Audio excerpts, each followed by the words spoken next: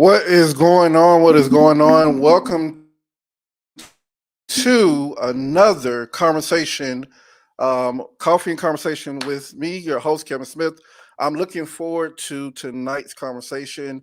Um, when um, and we'll talk more about this, but we definitely have to talk because I found out how young some of my friends are, which I did not know.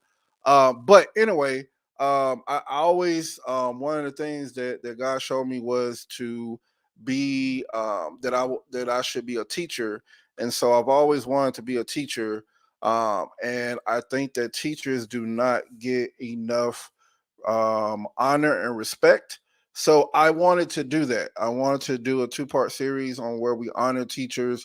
We talk about the good and the bad about being a teacher, and what each teacher does and what they want to continue to do in the classroom. So, without further ado, I'm going to introduce, I'm going to have them introduce themselves as they come on. Welcome, Rachel, Mark, and Dean. So, I'm going to have you all introduce yourself and then we'll go from there. All right. So, ladies first, Rachel. Hi, I am Rochelle Jermison. I'm from Memphis, Tennessee. I am a special education teacher. I have been teaching now for 13 years. Absolutely love what I do and the reason behind my why I do what I do. So it's just an honor to be here. All right. Dean. All right. Good evening or good night for us here in on the East Coast. I am Dean Snell. I am a middle school teacher here in Atlanta, Georgia, and I've been teaching for about 12 to 13 years now. All right. And Mark. How's it going? My name is Mark Fitz. This is my fifth year teaching. This year I'm teaching fifth and sixth grade math. So it's been an awesome journey. An awesome journey. Okay. Wow. So between the three of you all, that is wow, 30 years. 30 years. That's what's up. So, all right. So let's get into this conversation. Man, then you said 12 years and just for public knowledge, like so where did you graduate from? So I am a graduate of Florida Memorial University, Florida State University, and the University of Georgia, the birthplace of higher education. So I got my first degree from Florida Memorial University with my bachelor's in education, English education to be exact, with a minor in science. Okay. And Rachel? Well, I graduated from HBCU, Lamont College University. I majored in music and religion actually for an undergrad. I wanted to be a music teacher. However, changed my mind, and I ended up going to AIU, American Continental University, and I received my master's in education in curriculum instruction. So that's all I have. All right, and Mark. Gotcha. I got my bachelor's of science in mechanical engineering. Small little engineering school in Terre Haute, Indiana, Rose Holman Institute of Technology. Okay. All right. So let's start this conversation off with this question. Somebody talked about their why. I think it was Rachel talked about her why. So you all tell me your why behind wanting to be teachers, and you all love what you do because you've been doing it for such a long time. But what is your why behind it? I guess I'll start. My why is probably because I going through going through high school and going through college. I noticed the effects of comprehension and reading skills for people, even in college, and how they lacked those skills and just like basic educational like prowess and things like that. For me, becoming an educator was major for me because I wanted to make a difference within my community. I always tell people, if you're in education and you've been in education for more than 5 years or more, it's because you have a passion for it. It's not the money. It's definitely not the money, but it's the passion that you have for teaching people's kids. Every year, I remember why I became an educator. I know we always talk about the goods and the bads, but every year you find a group of kids that you're just like, this is why I became a teacher. I became a teacher to make sure that I come in contact with kids like you, and I teach you what I know so that in the future you don't make the mistakes that I made or that I've seen people make. So it's just having an impact on the lives of young people. And I specifically teach African American students because we don't see a lot of us, or specifically males. We don't see a lot of male educators, just in middle and elementary school. Sometimes we don't see male educators in K through 12 in general. So just having that opportunity for them to see me and to see that you don't have to have your pants sagging, and for young ladies to know that you can have a positive male role model um, who's not belittling you, because a lot of the times we don't know what our kids come with so many hardships and things like that. And I always tell teachers, you don't need to be the extra hardship on them. So that's just a few. Okay. Rochelle? Um, well, my wife for me is kind of more of a personal thing. I have a brother that is special needs, and I always wanted to advocate and help people understand people with learning disabilities, people with physical disabilities, and things of that sort that will keep them from being successful in that general education setting. So for me, I do that every day for my kids. I go hard. I help their parents understand their disabilities. I help the general education teachers understand how to teach their child so that they can have, as the law as free and public education. A lot of times we kind of restrict, sometimes students with special needs to where we feel there's only certain things that they can do or only certain things can be done. And that's not always true. The sky's truly is, the limit. And in my 13 years of teaching, I've seen that happen. I've had my kids take the ACT, and I had one to make an 18, and she's a junior right now at TSU, and she's knocking the ball out the park. So with every teacher, no matter what subject you teach, there is a shining moment. There is a reason why you go harder than you did maybe the year before, because you see the outcome in the end. So that's why I ended up in special education. I started actually teaching at and I won't say the name, but I started teaching at a mental institution. Actually, that was my first teaching assignment. And so I was exposed to a lot of things, but even being exposed to those things, I had compassion. And so it only just further gave me that fuel I needed to go into the area that most people won't even dare to venture in. For the degree that I have, you can't find teachers. It's considered a hard to fill position, and it's a hard job, but it's a very hard job. However, everybody, have, those who do it have the gifting and the anointing to do that. So that's my why. Okay. And then Mark. My why, for me, I had he wasn't even a teacher. He was my coach in high school, my defensive line coach in high school, Chad McCarty. Um, I was a kid for the most part who had my head on straight, but I mean, I'm still young, dumb, still gonna make a lot of mistakes, and I needed a mentor to help me when nobody else saw me. Like they was like, "Oh, he's good. His grades are good. He's a good kid. He'll take care of himself." It's like, no, I still needed guidance, and so the fact that he still saw me, he still built that relationship with me, and then being the football coach, I'm inner city, so kind of like Dean's point, there's not a lot of teachers who look like us. And so watching how he was able to pour into those kids who were in difficult situations, like I know that I'm blessed. I had a 2-parent household and we were, lower middle class, but that's still in the Black family in the inner city, that's still being blessed. And so I knew I was blessed, but watching how he was able to pour into those other kids and help them out of situations, I was like, you know what? I want to be a champion for somebody else because nobody else sees us the way that we see us. And so that was my why. I'm like, I want to be who he was to me to somebody else. Okay. I appreciate y'all talking about that. Now, the word that I heard really from all three of you all is the passion behind actually doing it.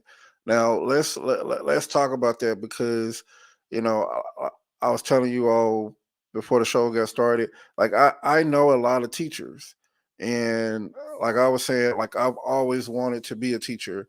I will, if I'll say the same, I will complete my bachelor's next summer. I'll be done.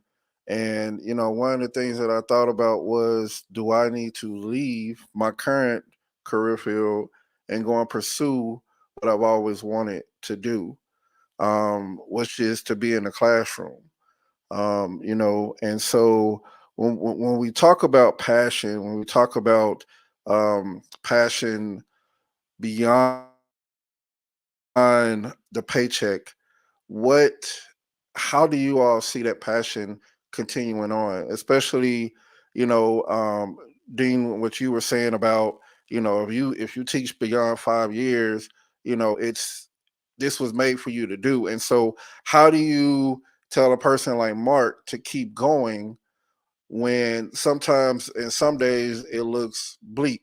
Because I mean, I I see you all posting, and I know, Dean, you coached junior high football, and y'all have done pretty well. I've seen on your post. And so how do you keep that passion continuing to go, um, for a person like Mark, and those who are still in the teaching game but have, you know, less than 10 years? So I always tell people kind of look at the pros and the cons of things. That's kind of hard because I have had a coworker who was about the same age as me because I'm not too far from Mark in age. And she left. But it's just trying to remind them that, you know, the kids need to see you. And sometimes, you know, a lot of teachers don't leave because of the kids. A lot of times they leave because of the administration, because of what's going on with the district. I always tell people I can control the kids. It's the adults that give me the blues every day. Sometimes I feel like I'm dealing with adult drama more than I'm dealing with children drama. But I tell them to stay in it for the kids, man. You have to stay in it for the kids. Like if you really look at your mentors or your mentees that you have, or look at the kids that look up to you, and let that be your way of kind of staying in. I think for me, it's I think I just told you guys off air. I taught British Lit. I was 21. My students were 18. I went to do a transfer. The girl's mom worked for the district.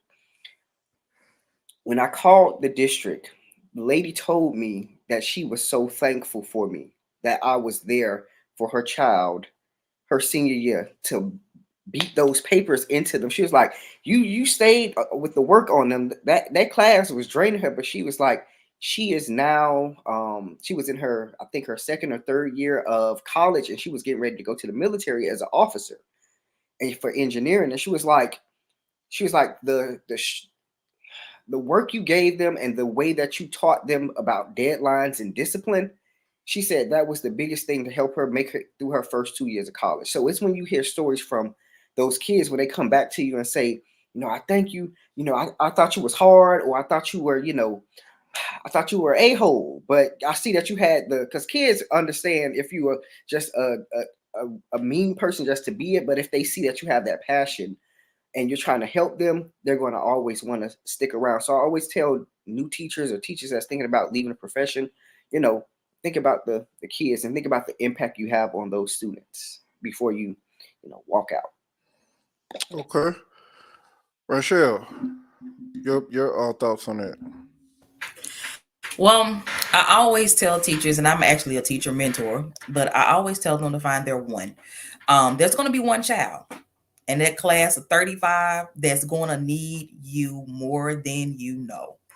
Find your one. Every year, find your one. And your one is going to give you what you need, no matter how hard that child is. And that one, a lot of times, can be one that don't nobody else want to deal with them. I'm just gonna be honest. But when you find that one and you connect with them and you build that relationship, that makes all the difference in the world. And to be honest, that actually transcends a lot of the pay, the admin issues. It transcends that when you find that one child, because you be like, man, listen, admin gonna come here, they gonna say whatever they gonna say, or man, the district gonna do whatever they gonna do. But I know Lil Johnny today, if I didn't show up, Lil Johnny gonna act a fool and gonna be like, where is this teacher? Cause she ain't here. I need her. So that's what it comes down to. Find your one, build those strong relationships and that connection. And when you do that, you're good to go. I mean, I'm saying that you won't ever have any problems, but it will lighten your load as to it makes it easier for you to get up in the morning. It makes it easier for you to be like, yeah, I ain't gonna call a sub today. I'm actually going in. So it makes it easier for those things to happen when you find that one. Okay, appreciate it. One So more, one more thing. One more thing. go ahead. Also, Go ahead. I always tell young teachers or teachers that's coming up, please take, if you feel like you're getting drained, take that personal day. Sometimes that one extra day helps you come back feeling relieved. We're all there. We all know, don't try to, you can't be Superman, you can't save everybody, but if you feel like you're at that point where you're at your lowest, take that person. You get them, take it, take that personal take that sick day, give yourself some time off just to rest, reset, and then come back, and you'll come to find that you feel 10 times better than how you felt before you left. I'll just say that. Okay, appreciate it. Now I gotta touch on this because you all talked about it. You know, black male teachers in the school system. Now, as y'all were talking, I was trying to remember when I saw my first black male teacher, and it was not until I got to high school that I saw my first black male teacher. Um, I don't know, Rasha, if you remember Mr. Morton. That was the first black male teacher that I remember.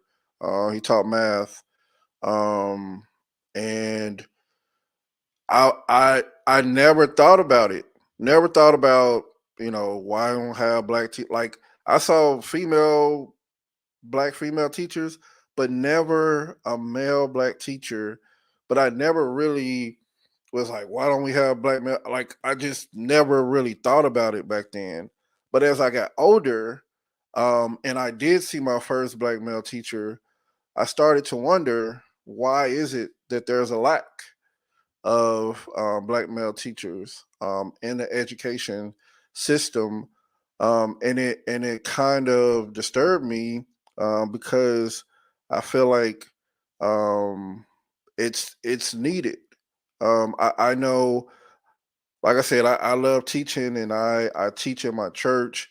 And one of the things that I've learned from working with kids over 20 plus years is, like Dean said, um, finding that one, and for you all to understand that at the end of the day, teaching is important. That's why I wanted to do this series. I think teachers don't get the honor that they deserve, because the students see you all 8 hours a day for so many months. And it's like sometimes you all become their father, their mother, someone that they can confide in. And I mean that happened to me when I was going through high school. I had some teachers that I confided in, that I trusted, with things that I wouldn't even tell my mom. So let's talk about that. Why do you all think that there's a lack of black male teachers? Um, my bad. In general, where do you see a lot of black males? Period. Church. Do you see a lot of black Mm, males? The workforce. Do you see a lot of black males? So one of it is the way that our system is. Most of the places you're gonna see a lot of black males, jail or the streets. So part of it is that, but it's not to say that we're not there. Is I have seen this generation. There are a lot more than I've seen in the past. So we're coming. Before the doors were not open, so then of course there's not going to be as many. But now the doors are open, and more are just seeing that there's a need, and they're stepping up to the call. So before there wasn't a lot because of the way the system was and the way that our culture is. To be honest, African American culture, we do not value education like we should. Just being 100% honest. But now that we're starting to see the benefits of it, more and more black male teachers are becoming more present.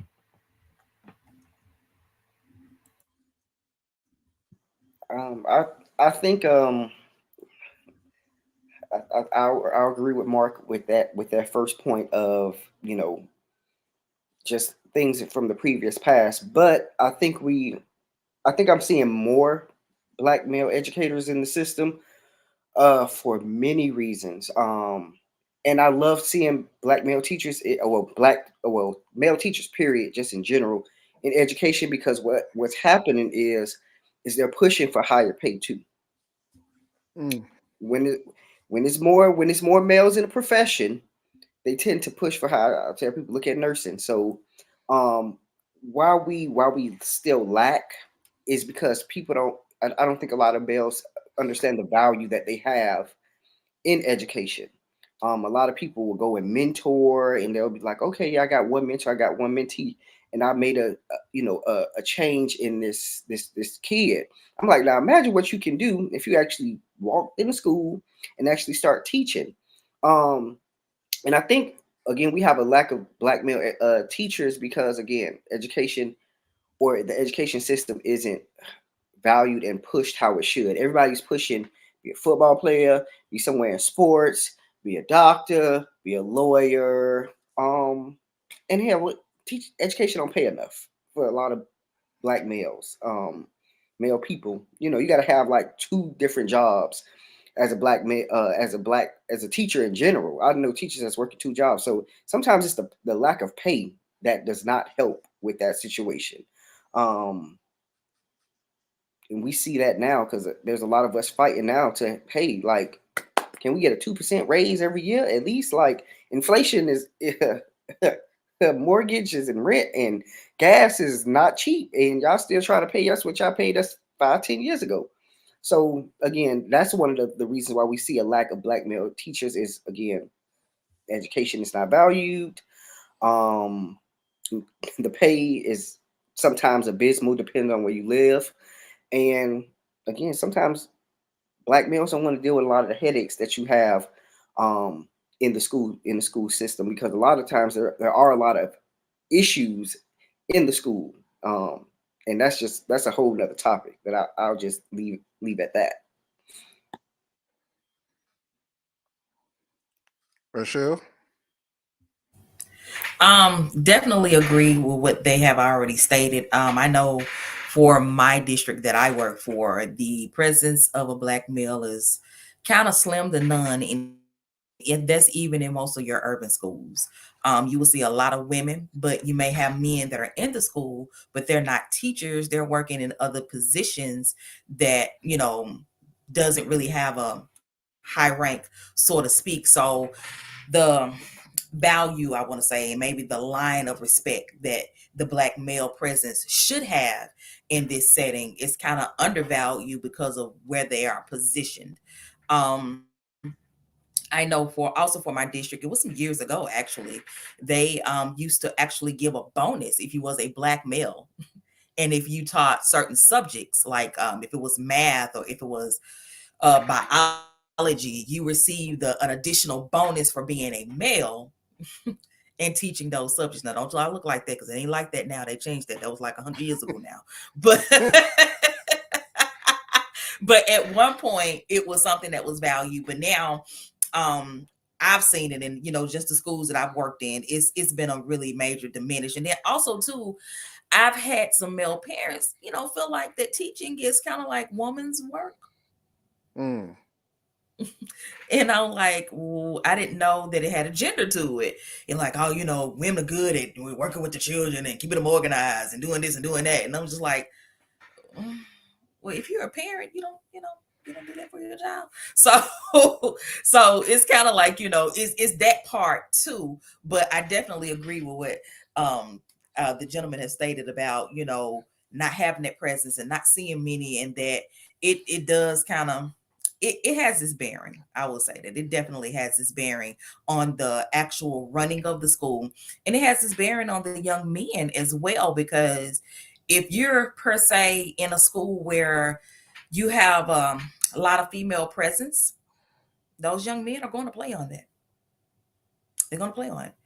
And sometimes it needs that balance to have that strong male presence to help balance it out, and also to help the young men make better decisions. Because there are just some things, as me as a woman, I just can't say. I can't. I have to find someone to say it for me. So, that's just, I wish Black males would be more present. And I do see an uptick in those going to school to major in education, which is great. But they do elementary, they do middle. Everybody don't want to come to high school. So if you're out there and you're a male teacher, hey, go to high school. We need you. We need you. Please. We need you. All right. So, not a no. It's an honest plea.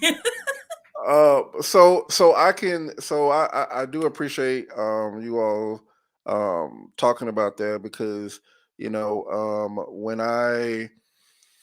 when I was shown a long time ago that was what I was supposed to be doing, is teaching.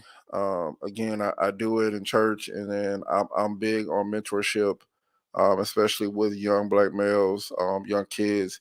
And so when I listen to you all, it brings a passion for me to hurry up and finish, so I can possibly switch careers, because I feel like, at the end of the day, I don't look at awards or accolades. My reward comes from seeing a child graduate. My reward comes from a child that was having issues, disciplinary issues, graduate. My reward would be looking at the fact that a child was able to go from a D in a class to an A.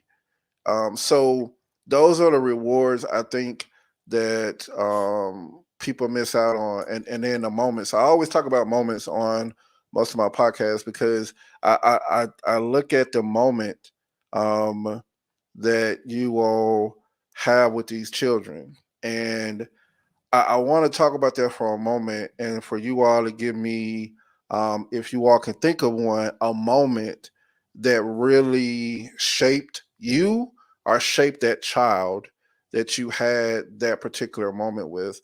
I know there's probably been a lot, but just if you can think of one moment that had an impact on either your life or the kid's life, and then go from there. So whoever wants to go first, but I just want to talk about that for a minute. Well, I have so many, but I'll start with one that I had maybe about a month or two ago. And that's why I say compassionate teachers are needed. Because I had this kid. He wanted to play football. He didn't make the team. And I just noticed he was going down the wrong path with the wrong people.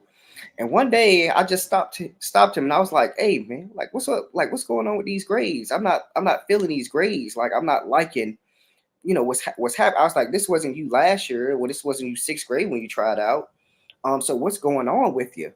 He was like, I'm gonna drop out. When I get in high school." I was like, "No, you're not." I was like, I had to remind him. I was like, maybe somebody didn't tell you that they cared about you, but I care about you. And the last thing I want to see, and I called about his full government name. The last thing I want to see is me driving up to this community and seeing you sitting at the BP gas station, or the because we have 2 gas stations up there where like people that's like they don't have nothing else to do, they have no job, no work, they usually doing like some type of illegal stuff. Like, I do not want to see you there. I was like, you are too smart, you're too intelligent to let your life go to waste like that. I was like, you need to do better. I want to see you do better. And when you're talking about that kid going from that D to, or that F to that A, sometimes they go straight from the D to the A. Sometimes you got to kind of congratulate them for, because I have a few kids that's like that. They're males. They weren't doing any work at the beginning of the year, but I kind of had a little talk with them, like, hey, like what's really going on? And now they're turning in stuff. And for me, it's congratulating them, like, all right, I see you turning in this paper. Good job, good job. Even if it's like a D, be like, last week, last month, you wasn't turning in nothing. It's a D now, but I was like, I looked at it, I was like, so I see you didn't answer this question right here. What would you have put here? And they was like, well, I would have put this. I was like, see, just circle that, circle it. There you go. Now you got to see. It's those small moments, but it keeps that kid coming back to your class. And our counselor had a talk with that kid today, because she was like, why you skip everybody else's class, but you always in Coach Snell class? Like, you always there. And he was like, first he told her, he was like, I don't know, Coach Snell kind of strong. I'm kind of scared of him a little bit. But he was like, nah, we had a talk. And he makes sure that I go to my other classes too sometimes if he see me in the hall. Whenever I see him in the hall, where you going? Where you going? Where you going? Where you going? Don't you supposed to be here? Don't you supposed to be there? Sometimes a lot of our kids have they're empty nesters. I know we talking about parents being empty nesters when the kids leave. Sometimes the parents are not at home at all with the kids. I try not to really dig deep into that, but I do let them know that you do have an adult in your life that is here for you, that's willing to fight for you, that does not want to see you leave. And this is my last year at the school, and I'm thinking about that kid now, like, dang, I really don't want to leave, because I really want to see what happens to you when you go to 9th grade. Like, I really want him to kind of get into the mindset of, I can do this. Because once they get to high school, a lot of the times I tell people all the time, middle school is the last time that teachers really are like, I care, I love you. Because again, when you get to high school, the teacher may have about 200 kids in one day, 200-300 kids in one day. I know some schools with, I think when I taught in Texas, Spring High School had about 4,500 kids. That's a lot of kids. That's a lot of kids. So I'm just, like I said, that's my biggest thing this year, was seeing that kid now work and turn in work, and seeing him go from going from a red level of a beginner to some type of developing, which is like a big thing in testing. We have a lot of our kids that's like, they start off on like 2nd, 3rd, 4th grade level, but seeing a kid even move a grade level or 2 up is like a huge accomplishment, not just for you as a teacher, but for that student, and just highlighting that, like, hey, I see you. Here, take this Twix. Do it again. You got to be that motivation for them. So that's my impactful moment for the year right now. So I'm hoping he does what he needs to do. But yeah, that was. Okay. Who want to go next?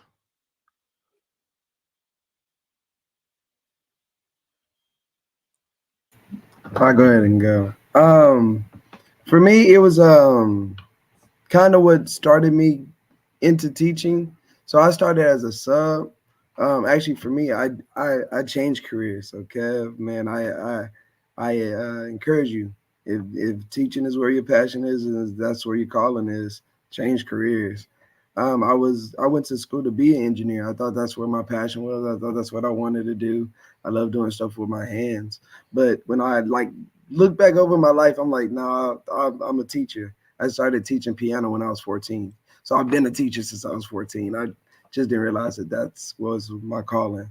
So I started subbing after I graduated, and because I tried engineering and it wasn't for me. Like I couldn't find a job. The doors weren't opening. The jobs that I did get, I couldn't stand. I didn't like them. I would go home angry.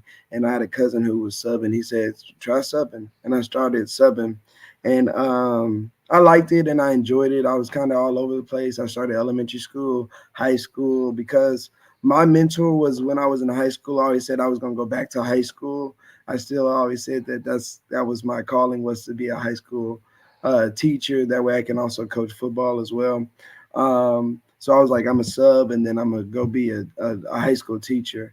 And there was a campus in Dallas. I can't even remember the name. It was a real small school, but I ended up getting a long-term position there like the end of the year.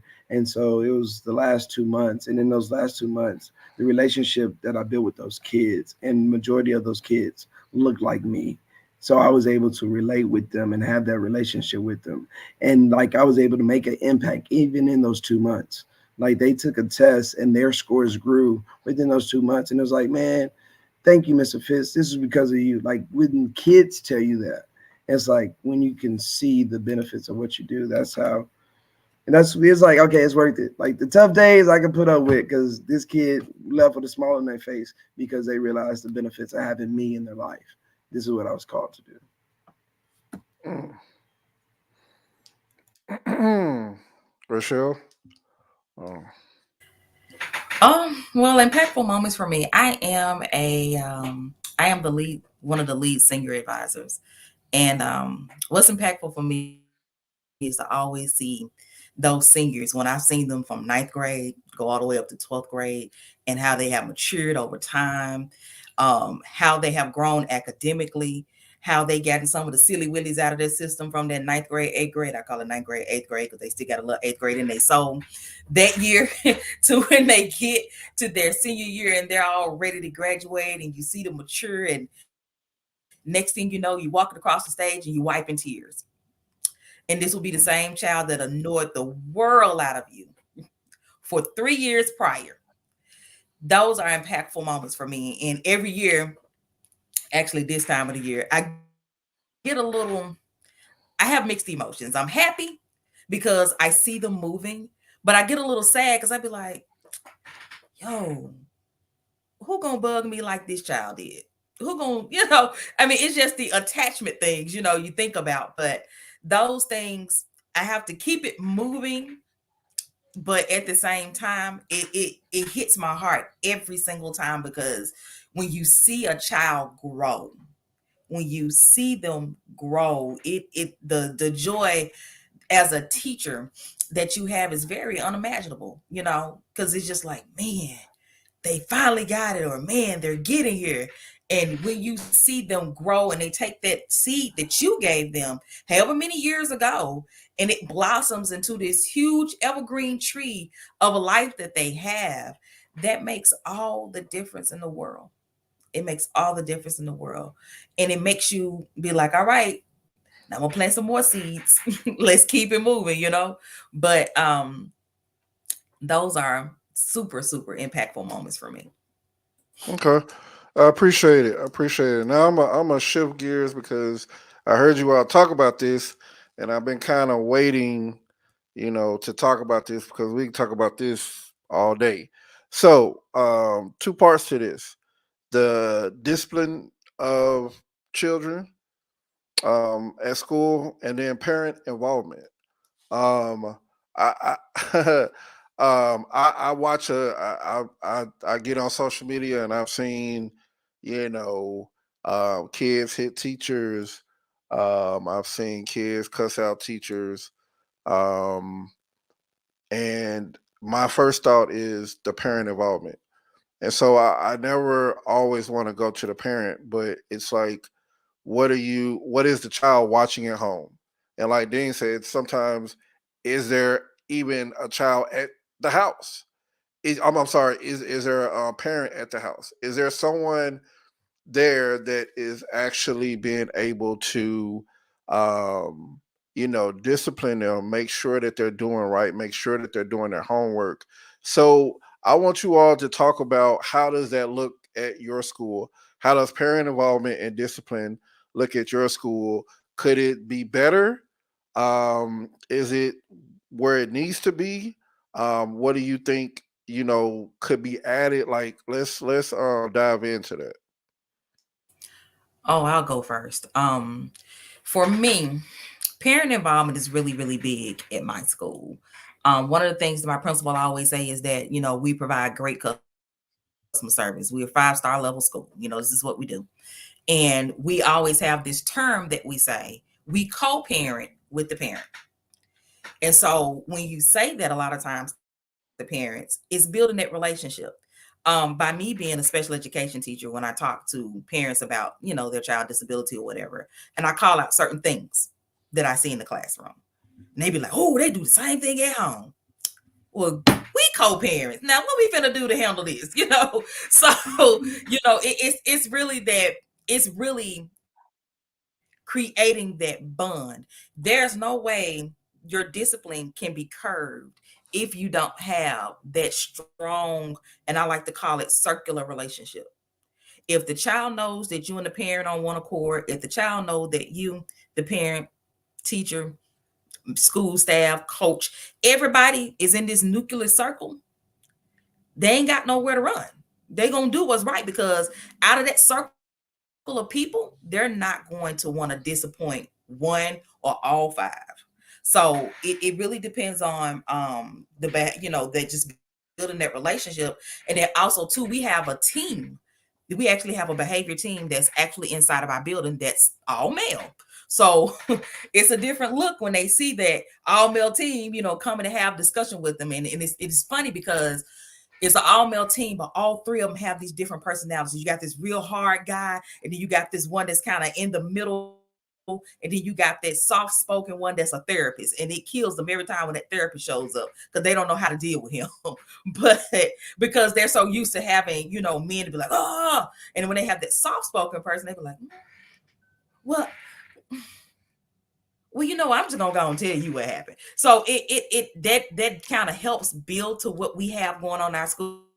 We have a very unique situation because with that all male staff, it balances out with the all female admin staff. So it kind of levels out, but at the base of it all, it's having that foundational relationship, just not with the parent, just not with the guardian, but also with the child. And that all makes a difference, because little Johnny may act a fool in somebody else's class, but if he see me come and stand in that doorway, little Johnny gonna cut it out because we have a good relationship. And he gonna be like, well, they're gonna Miss Jefferson, I'm gonna sit down, I'm gonna chill out. Cause she gonna, she ain't gonna talk. You mad at me? No, I'm not, baby. But every hour is a new hour, every day is a new day, every minute is a new minute. I'm gonna need you to get your life together before you go to somebody else's class now.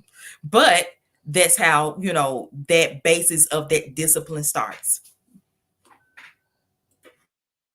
All right. Who want to go next? I'll speak to it. I think it looks different at every level, especially me. I've seen it at elementary level, middle school level, and the high school level.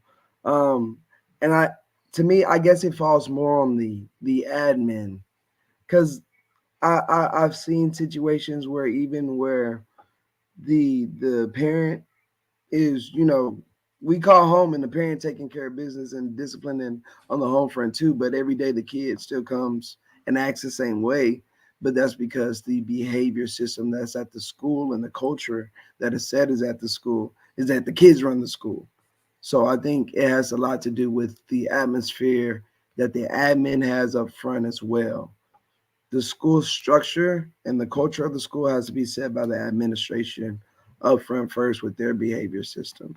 That's kind of what I've seen here in the schools that I've been at, because that's kind of been my pet peeve, is that at the end of the day, sometimes you're going to have to Joe Clark some kids. If they don't meet the culture, if they're not fitting the expectations and the standards of the school, they got to go. And I get that the kid means money. More butts in the seat means more dollars in the bank. But at the end of the day, if they're ruining the culture of the school, of the classroom, you got to do something. So I think a lot of it falls on the administration system. Because I've seen schools that are in the same district, but the culture at the schools are too different because of the admin at the school. So I think a lot of it falls on the culture that the administration sets. You asked about parent involvement. I think I wrote a status about that. Especially being at a predominantly Black school um, in the Metro Atlanta area, and seeing the parent involvement that we have at our school is amazing. Our open houses, which is like the ground set for, you know, parents to meet teachers, is always great. And I got into it this year for the first time with a parent because I told her, I was like, this is how it's gonna be in my class, like bomb, bomb, bomb, bomb, bomb. And she was like, well, because my child, she may not be able to hold, do that. And I'm like, ma'am, I've been doing this for 12 years. Your child will be fine. I was like, we're going to take it slow. I mean, before I get into these papers, because I was like, we're going to do we're going to do a 3-page paper. We're going to do a 5-page research paper.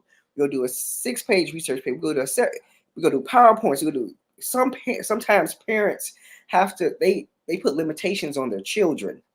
And it's like, let me do my job. If the child can't get it, trust me, it'll be worked out in a way to where they get it and they still succeed. I just want them to have that experience, because we have too many kids that go into high school with no public speaking experience, or no writing experience. Like the only writing experience they have is this 5-page essay. So and even having pushback from that parent was great, because it made me kind of like kept me on my toes. Like, okay, I get you. And I was like, if you want, after this is over, we could talk. We can speak to each other. We can chop it up.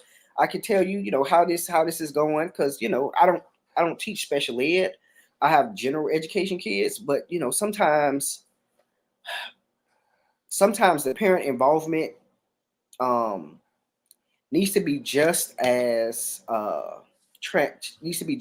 visible as those kids that have those kids with special needs, those parents that have kids with special needs, because they'll always be there, because a lot of the times you have to have meetings with those parents for IEPs, 504s, things of that nature.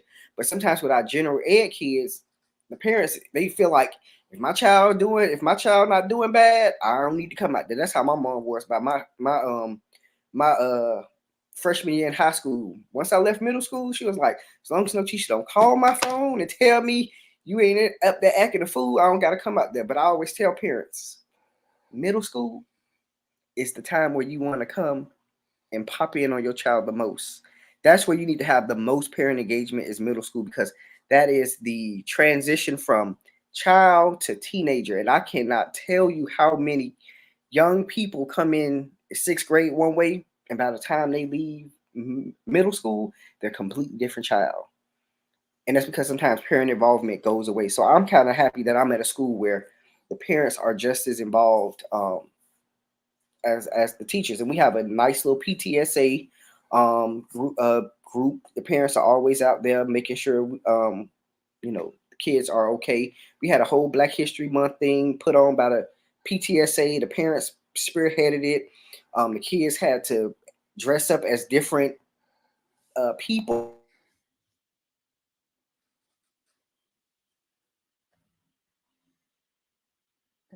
We lost him.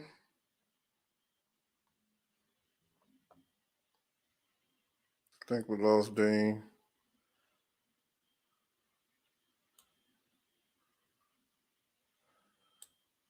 I'll get him back. You good, Dean? Oh yeah, I'm good. Okay. I don't know where I stopped, but yeah, parent involvement is important, I would say, to the functioning of any successful school.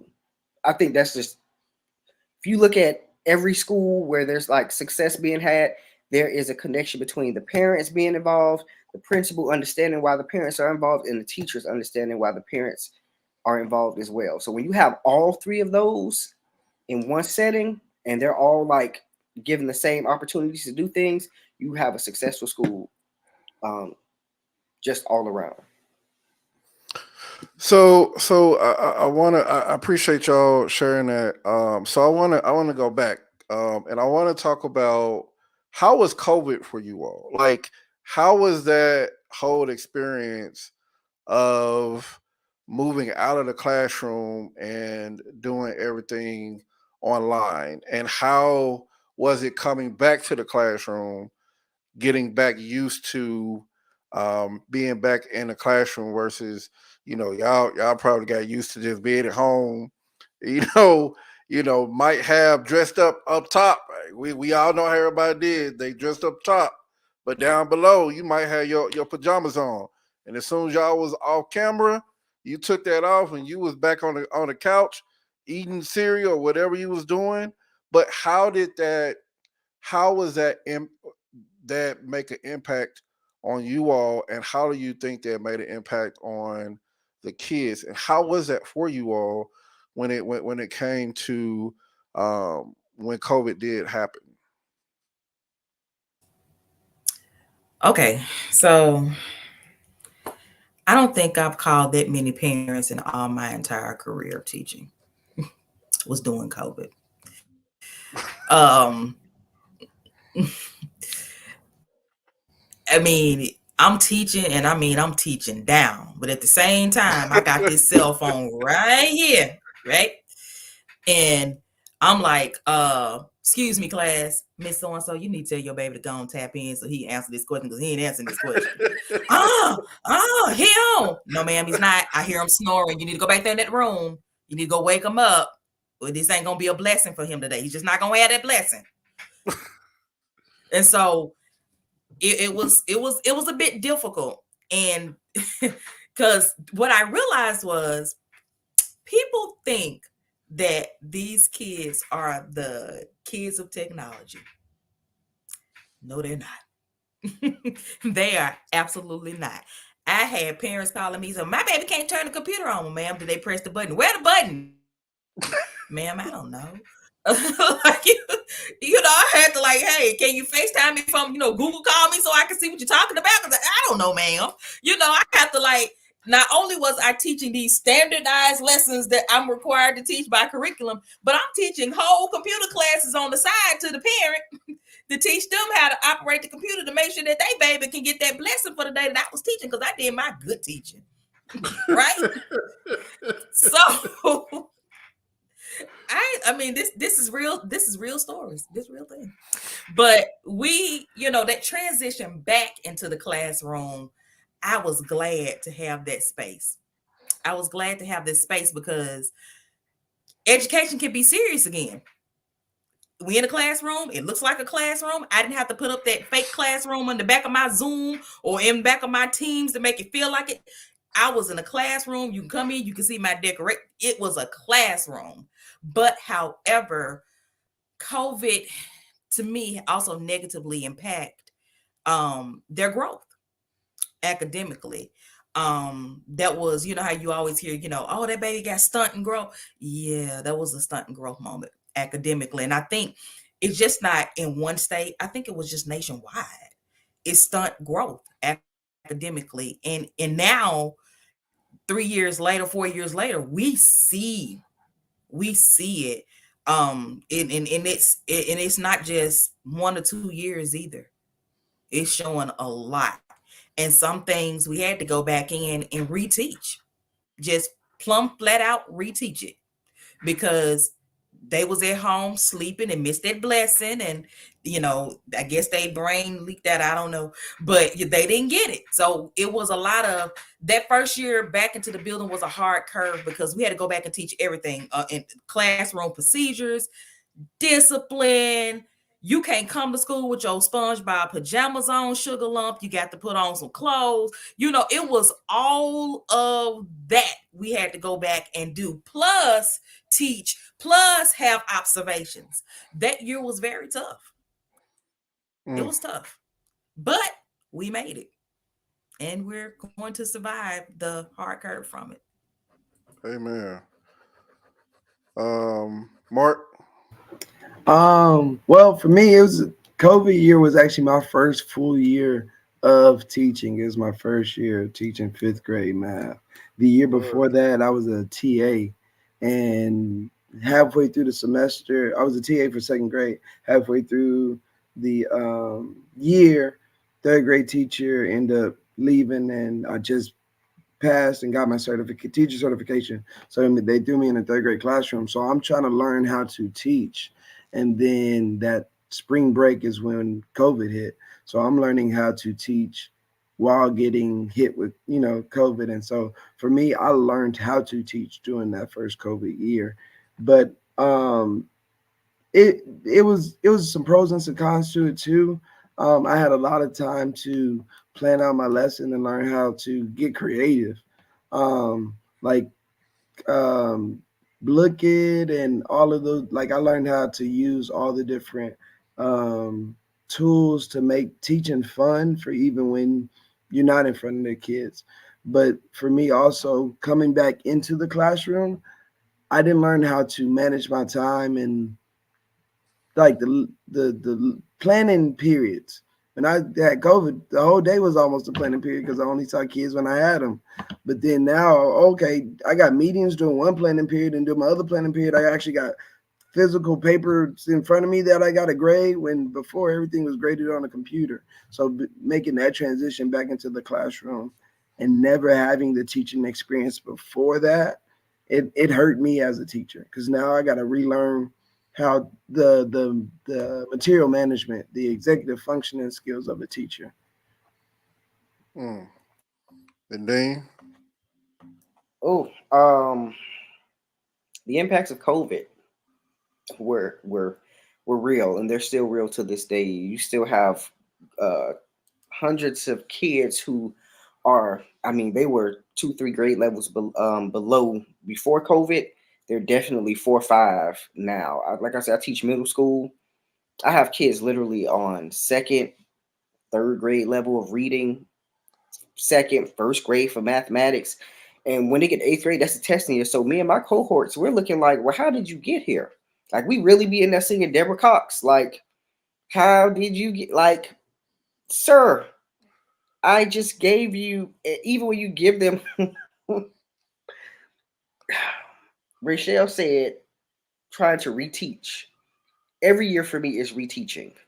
I'm reteaching every year because I know some kids slip through the cracks. I always tell people, my principal would come in my class and be like, oh, this is kind of low for them, huh? I'm like, I don't know where they are.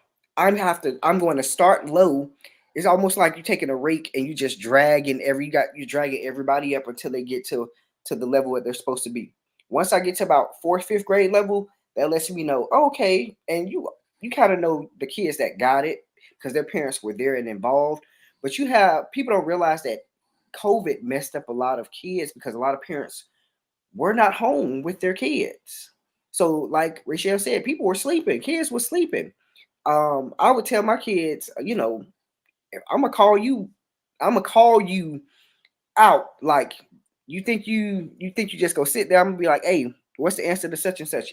I had to keep them like this. So when we came back into the classroom, it was rough. It was rough for a lot of students because a lot of them got to sleep all day. A lot of them, we had to teach them, hey, like you said, you can't wear that in here. You can't wear Crocs in the school. You can't wear your pajamas. I was like, me teaching kids in the 8th grade that, hey, your night clothes that you wear to bed are not for the school. I was like, that's germs that's going to be on your body, and you're going to go home. You're going to lay right back down in the bed and germy up your bed with all these. You're teaching not just teaching the standards, but you're teaching kids about life. Because a lot of these kids don't know right from wrong. They don't know, hey, they don't have, a lot of them didn't have social skills either. Let's even talk about that. And here in Atlanta, we were out for about 2.5 years. So a lot of those kids had no social skills. Like, they had no conflict resolution skills. We had a lot of kids that became cutters. I mean, kids that look like us, black kids. I was like, I've never seen that before, where you have the counselor coming to you like, hey, like, just watch her because, she she or he does this, or they do self-harm to themselves because that's just something that they picked up during COVID. And people don't also realize a lot of these kids lost very important people in their lives. Grandmothers, cousins, some people lost siblings, some people lost parents. So COVID really messed up the education system, and I really think a study needs to be done, like some real hardcore research on how to fix the education system after COVID. Because what COVID showed us was that the education system was jacked up from the get-go. A lot of parents got to see that my kid really can't read, and my kid ain't as smart as I thought they were, and they definitely can't do this work. So yeah, I feel like COVID was one of those. COVID is an eye opener, was an eye opener for parents, and it should have been an eye opener for parents. It should have been an eye opener for the country as a whole. Like, teachers have a lot of work to do, because if your child sitting at home with you and they still not doing their work, imagine what they're doing when they're at the school. Okay. Man, I had so many other things to talk about, but I know when we get into these conversations, you just keep going. But I want to talk about two more things, kind of over an hour now. But I want to talk about these two things real quick. So, and I want to get you all's thoughts on this. So I did not know until someone told me, one of my friends who is a teacher told me a while ago that they stopped teaching cursive. And that shocked the crap out of me because I'm like, well, hold on. Hold on. We had to learn how to write in cursive growing up. And now you're getting kids that don't know. Even the kids in my church, some of them would be like, well, how was it to actually learn how to do that? And I'm thinking to myself, what? Y'all really asking this question? Like, I cannot believe that we're not teaching something. I don't want to say as simple as that because I don't know, the ins and outs of trying to teach. I just remember, always walking into my classroom as a little kid, and you had the little lines, and it showed you where each of the things were, and we had the paper that had the lines, and we had to make sure that it was in cursive. Mark and then y'all, I don't know if y'all remember that. Now really telling my age, Rachel, like, man, that was so long ago. But okay. So but how do you all feel about that? Like, it's out of the school system. Like, how do you all feel about that? I mean, I'm not mad, but I'm not. I mean, I learned how to write cursive. I wasn't like the best cursive person, but I always ask myself, when do I really use cursive other than to sign my name? But the first thing we got to do is teach these kids how to write regular manuscript. Because if you see some of you would think you were reading cuneiform hieroglyphics at some of the writing. So, I mean, yes, they're not really teaching cursive, but somebody need to be teaching these kids how to do regular manuscript too, because the writing is abysmal at this point. But yeah, I wasn't a big fan of them taking cursive out of education. But again, with the whole standardized test, a lot of the school districts went back into the whole thing of, are they using it on the test? Then no, we don't have time to teach it. That's how a lot of school districts are now. Okay. I totally agree with Dean, and I feel the same way. I'm kind of impartial. I see the use of it and the need to learn it, but I also see the benefits of not forcing somebody to teach it. I mean, in our time, because I remember, I'm still old enough to remember having to learn cursive. I'm not that young. But handwriting was a thing. We would pass notes. We weren't texting. Right? We were writing letters. We weren't sending emails. So there was a need for handwriting. That's why so many kids knew how to handwrite. So then the biggest thing is cursive. These kids don't know how to handwrite because they send everything electronically. So then the biggest push is, no, we rather teach them how to write. or because everything now is electronically, let's just teach them how to type and not just do shorthand type. Not just LOL, but actually type out, laugh out loud, and know how to capitalize it, know how to put a period at the end, know how to actually formate a whole sentence. It just shows the holes in our education system because they don't even know how to write or formulate a sentence. There's things we got to drop because a lot of schools now, they don't even teach art every day or music every day, like those PE every day. Those things have been dropped out of the schools too to try to get them just to know math and reading. So it just shows the holes in education as well. I don't even fool with the new math. I teach English. When my students come over there with math stuff, I'll be like, "Don't come over here with that. that Chinese. Go on over there with that. I ain't even messing with that because again, kids can't count. They can't do regular arithmetic and formulas. So I mean, yeah, we can teach them cursive, but it's like if I'm teaching you cursive to do what? Because you don't know how to put a sentence together at all. Like at all. I have kids and I'm looking like, did you not like proofread this before you try to turn this in? Did you show this to any of your classmates? I'm like, you have too many words in this sentence that's just not adding up. So teaching them cursive would be great, but it's gonna be cursive and you. I get it. Amen. Amen. Rachel? Well, I'm gonna say this. I taught writing, and I remember when they stopped teaching it, and I also vividly remember the decline that students had with thinking that linked to writing in cursive with how to form your letters. So I'm not a proponent of them not, hey, they need it because there's still stuff you have to sign. I do also remember vividly when they said that the computers would do everything for them. And that's the reason why they took writing out.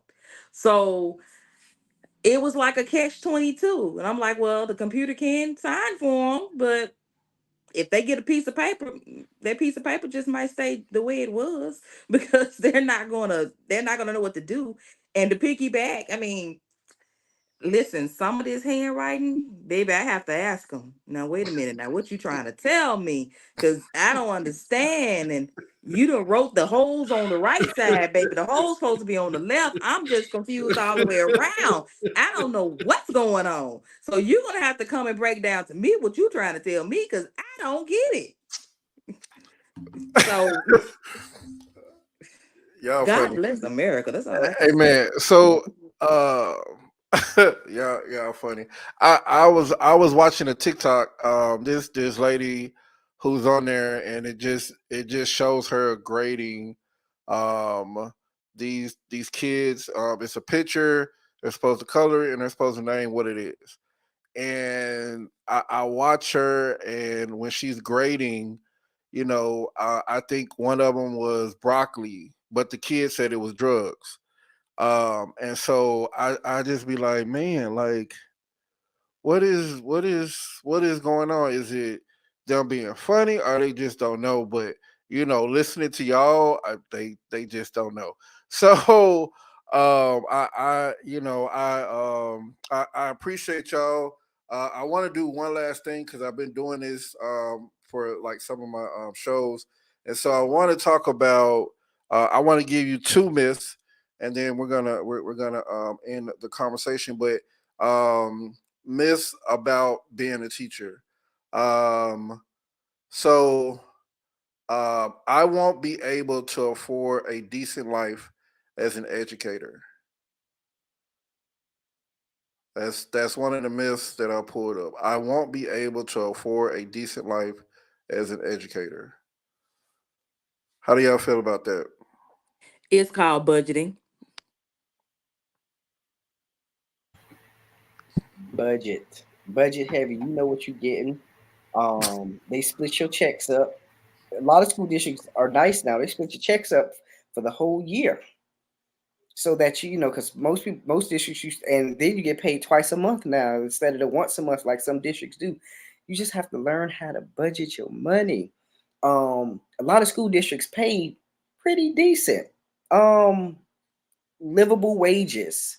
A lot of times people just want to live above their means. Ain't nothing wrong with that. But if you know this is what I'm getting paid for the year, don't be out there trying to get no $2,000 apartment that you know is gonna be a struggle for you. Okay, and don't go out there trying to get no BMW because you definitely gonna be struggling then.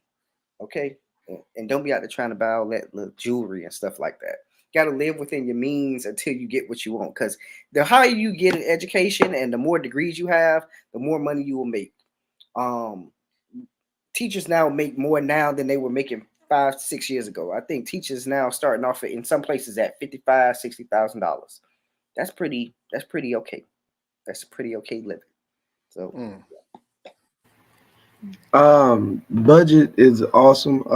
Just to give something different, I would also say if you want more money, do more. There's tons of different ways that the school has for you to make money. I remember when I was a TA and I was, hourly, I wanted more money. I signed up to be in clubs. You get stipends, plus you get the overtime pay as well. So there's things that you can do that the school has in place to help the teachers make a little bit of money. You got summer school. You off in the summer. I get it. You may want your summers off. Cool. But then sit at home and not get that check. You want the money? Go to work. You have those. This is catch-22. It's what you want to do. All right, I got another one for y'all. One more Teaching is one more thing. Invest your money. You're a teacher. You had a summers off. Learn a new skill. Learn how to day trade or something. I tell people all the time. My coworkers always like, "You always in here happy," because I'm always making money while we sleeping. That's why I wake up in the morning and my crypto is banging. It's booming. Okay. So I try to put them on now. I'm telling you now. Listen, since COVID, when we got that little refund check, I definitely took that $800 out of that $1,200 and put it in the stock market, and I've been living lovely ever since. I'll just say that. Amen. Amen. All right. So teaching is only for extroverts who enjoy public speaking. Nah. All of y'all. Nah. I'm about to go Bible for y'all. It's one of the fivefold gifts. I'll speak to that too. Like I'm an introvert. Yes, you are. I listen, I will sit in a room and not talk to nobody and still enjoy myself.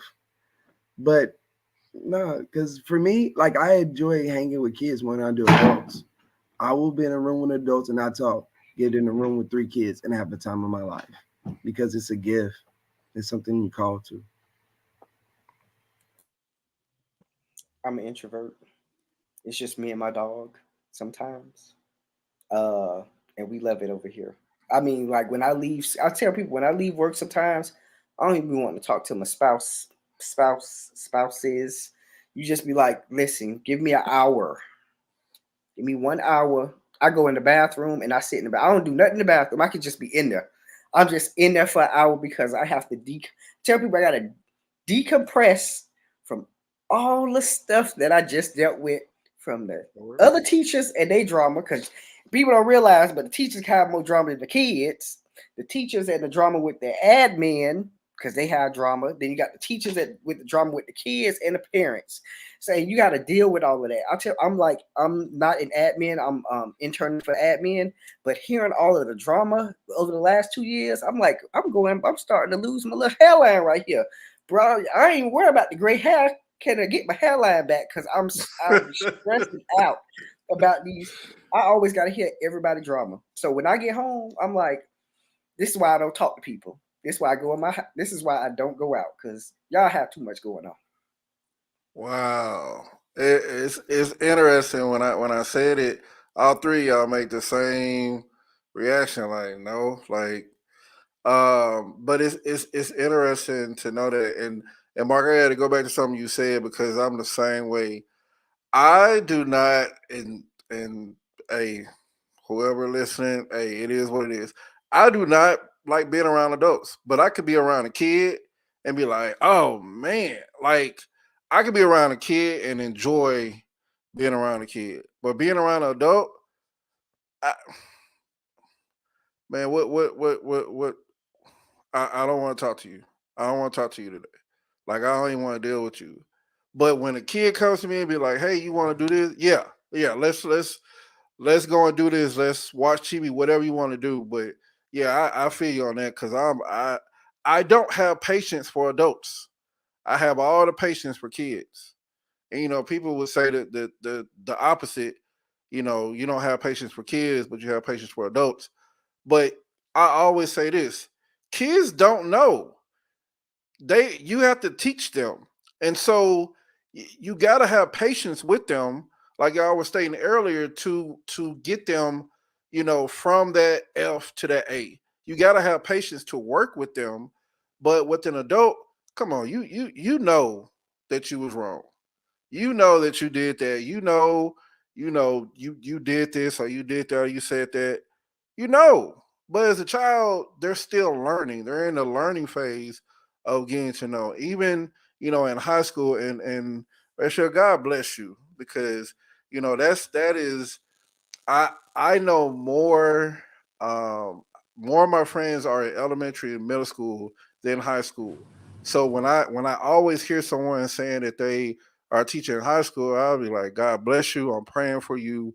I'm keeping you in the sick and shut in because you just never know when it comes to being in that environment. And so for me, I am definitely grateful to those who take up being in the high school setting, because you're dealing with kids who think that they know everything, want to tell you about yourself, um, want to be grown and curse you out. I mean, they do that now in elementary and middle school, but understanding that, and understanding how things flow, I appreciate that, and so I'll say this: I appreciate all three of you all. I appreciate this conversation.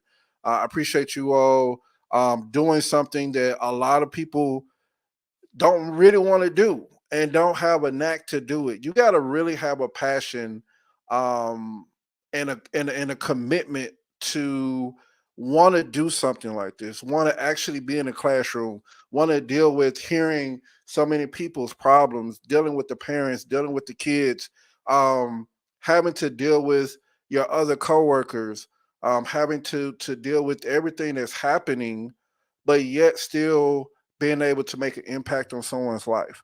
I honor you three. I honor you for the work that you have done, the work that you continue to do, and I pray that you all, that God blesses you a hundredfold times, whatever, because you're doing something to make an impact on the next generation.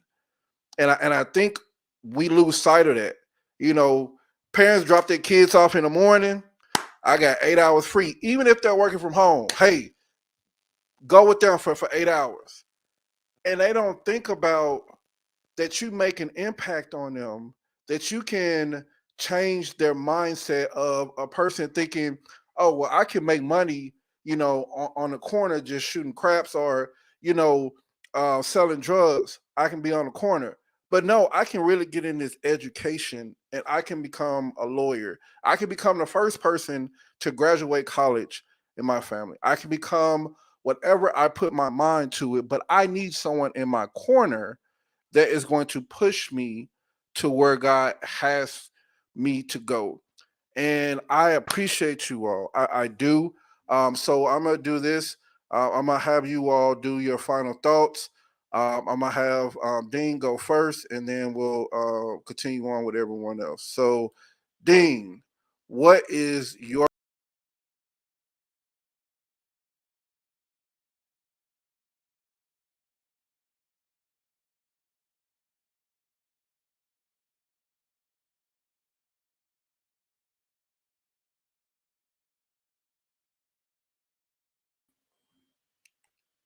I think you're on mute, Dean.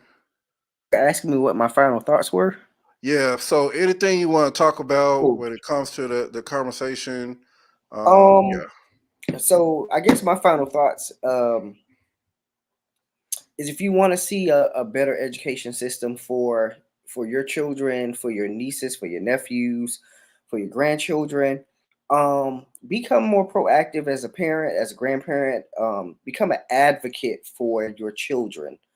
Become an advocate for teachers. A lot of good teachers leave the profession.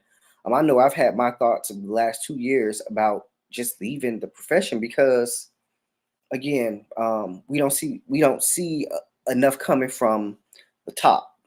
Teachers have been placed. There's more things that have been placed in teachers' hands now than ever before. I tell people we're the counselor, we're the teacher, we're the big brother. Sometimes we're the older uncle, auntie, whatever you go by. Sometimes we're the big brother, big sister, and sometimes for the older teachers, the grandmothers, because these kids come in with so many deficiencies and so many problems, and it's our job just as teachers. I guess we feel like we're obligated to making sure that they are successful. So my final thoughts are: become an advocate in education, not just for your kids, but for the teachers that's pushing your children to be better. And those are my final thoughts.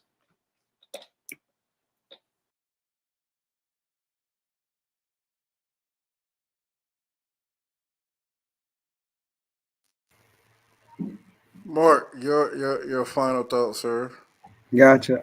My final thoughts. Just want to encourage anybody who's thinking about going into the teacher field, who is a teacher, man, just keep going, keep pushing. I wore this shirt today just because you said you were honoring teachers. Teachers strong. Teachers have to be stronger than you know, and I promise you, you got it in you if you have the passion. Keep the hope, keep the faith.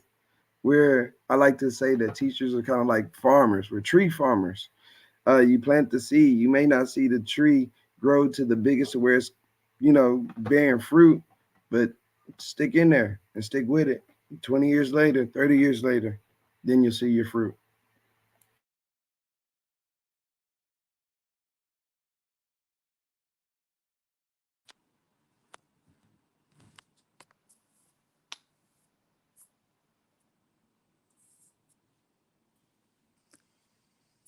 Well, Rochelle, final thoughts. my final thought is you got to love what you do to keep where you're going. And this is just for those who are interested in being in education or those who are in education currently. You got to love what you do. Never let your love for your passion to teach other children, whether you're teaching children, whether you're teaching adults, whether you're even teaching parents of the children that you teach, never let your passion die. Keep your passion, always keep it burning. And just know that there is a way to receive what you're giving. Always, always, always think about your one.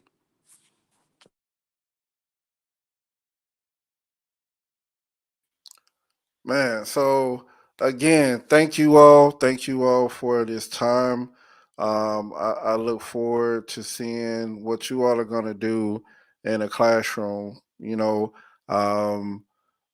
some of y'all want to be principals. I don't know. Maybe some of y'all want to continue on just being a teacher and retire. But again, we honor you all. We thank you all for what you do. It goes unnoticed, but again, I want to make it noticed that you all are special in your own right, and you all have a special place in our lives because you are the difference maker. You are the ones that make the difference in a child's life. So thank you, thank you, thank you. So thank you all for continuing to watch Coffee and Conversation. This is part one of a part two series of honoring teachers.